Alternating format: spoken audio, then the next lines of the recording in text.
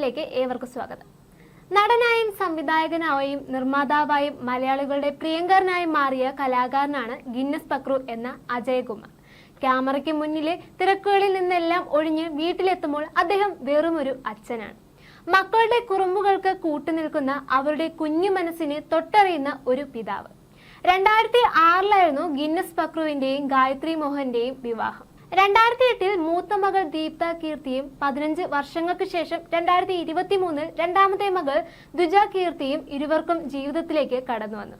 കുടുംബത്തെക്കുറിച്ച് എപ്പോഴും വാചാലനാകാറുണ്ട് ഗിന്നസ് പക്രു. കലാജീവിതത്തിൽ അമ്മയായിരുന്നു അദ്ദേഹത്തിന് എല്ലാം. വേദികളിലേക്ക് കൊണ്ടുപോകുന്നത് എല്ലാം അമ്മയായിരുന്നു.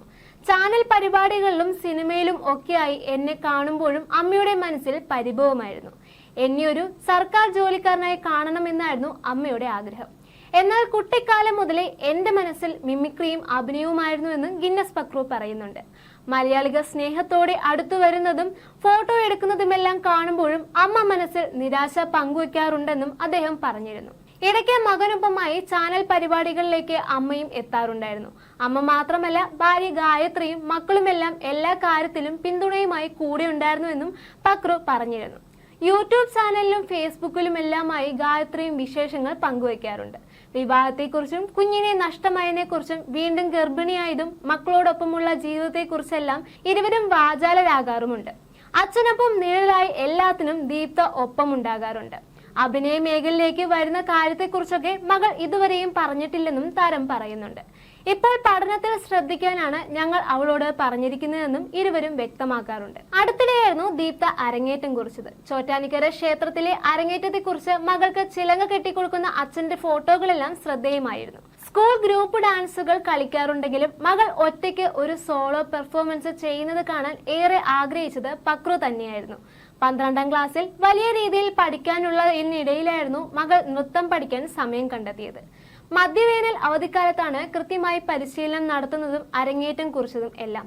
ഇത് ഇത്രയധികം വൈറലാകുമെന്നോ ഓൺലൈൻ മാധ്യമങ്ങൾ ഏറ്റെടുക്കുമെന്നോ വിചാരിച്ചതില്ലെന്നും ഗിന്നസ് പക്രു പറയുകയുണ്ടായി. എനിക്ക് അറിയേണ്ടിയിരുന്നത് മകൾക്ക് സഭാകമ്പം ഉണ്ടാകുമോ എന്ന് മാത്രമായിരുന്നു. അടുത്തിടെ സാരി അണിഞ്ഞുള്ള ഫോട്ടോകൾ മകൾ പോസ്റ്റ് ചെയ്തിരുന്നു. ഇതിന് ആദ്യം സ്നേഹമറിയിച്ച് എത്തിയത് അച്ഛൻ തന്നെയായിരുന്നു.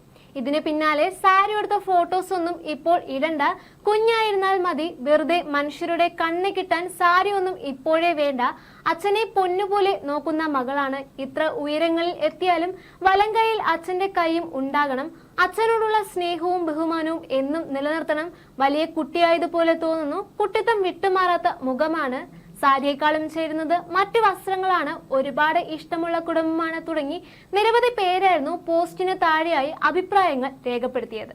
തനിക്ക് കുടുംബജീവിതം സാധ്യമല്ലെന്നായിരുന്നു ചിലർ പറഞ്ഞിരുന്നത്. കല്യാണം കഴിച്ചാൽ ആ ബന്ധത്തിന് അധികം ആയുസ്സുണ്ടാവില്ലെന്ന് പറഞ്ഞവർ വരെ ഉണ്ടായിരുന്നുവെന്നും ഗിന്നസ് പക്രു പറയുന്നുണ്ട്. ഇതൊന്നും ഞങ്ങളുടെ ജീവിതത്തെ ബാധിച്ചില്ല. കല്യാണം കഴിക്കണമെന്നും മക്കൾ ഉണ്ടാകണമെന്നും അവരെ വലിയ നിലയിൽ എത്തിക്കണമെന്നും ബഹദൂർക്ക പറഞ്ഞിരുന്നു. അദ്ദേഹത്തിന്റെ വാക്കുകൾ എപ്പോഴും ഓർക്കാറുണ്ടെന്നും മുൻപൊരിക്കൽ പക്രു പറഞ്ഞിരുന്നു. അന്നും ഇന്നും സന്തോഷത്തോടെ കുടുംബജീവിതമാണ് ഞങ്ങളുടേത്. പ്രതിസന്ധി ഘട്ടങ്ങളിലെല്ലാം നിഴലായി കൂടെ നിന്നത് ഗായത്രി തന്നെയായിരുന്നു. മൂത്ത മകൾ പാവമാണ്. രണ്ടാമത്തെ മോള് അങ്ങനെയല്ല, കുറുമ്പ് ലേശം കൂടുതലാണ്.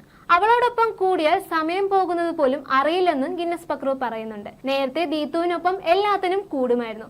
മക്കൾ തമ്മിൽ ഗ്യാപ്പ് ഉള്ളത് കൊണ്ട് കളികളെല്ലാം മറന്നു പോയിരിക്കുകയാണ്. ഇളയ ആൾ വന്നതോടെ എല്ലാം വീണ്ടും പഠിച്ചു തുടങ്ങിയിട്ടുണ്ട്. ഒരു ബേബി ഗേൾ വേണമെന്ന് ദീപ്ത നേരത്തെ പറയുമായിരുന്നു. ആഗ്രഹിച്ചതുപോലെ തന്നെ അനീതി വന്നപ്പോൾ അവളുടെ എല്ലാ കാര്യങ്ങളും ചേച്ചി ഏറ്റെടുത്തു.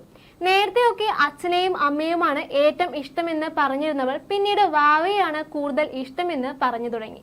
മക്കളാണ് ഇപ്പോൾ ഞങ്ങളുടെ ലോകമെന്നും ഗായത്രിയും പക്രുവും പറയുന്നുണ്ട്.